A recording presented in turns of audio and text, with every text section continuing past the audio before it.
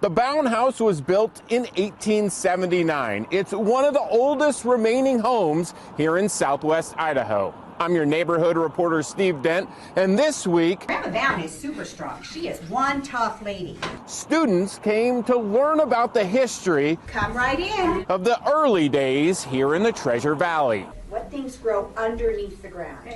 Carrots, potatoes. Fourth graders from Whittier Elementary take a field trip to the Bown House I'm going to slide this in. to learn about the history and how people lived in the 1800s. Fresh waffles for your breakfast this morning. I think it would be fun and interesting and tiring probably for all the chores. That is a toaster. We put 4 slices of bread on each side, and as the heat comes through there, it toasts it beautifully.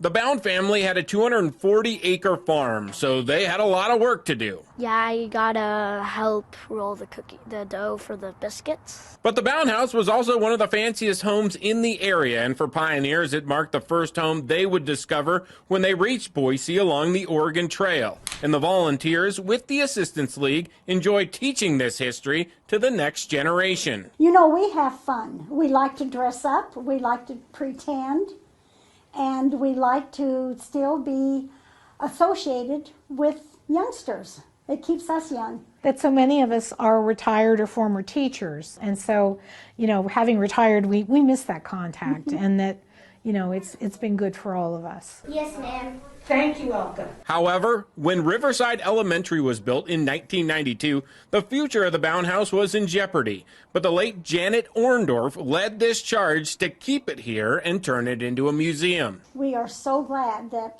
trustees let us be in charge of this project that was really a pipe dream at the time. Now, every school year, around 2,500 students receive a 2-hour tour where kids get to learn about life in the Treasure Valley in the late 1800s. They get to learn about Joseph and Temperance Bown. You could open it. You could also spread out the wood.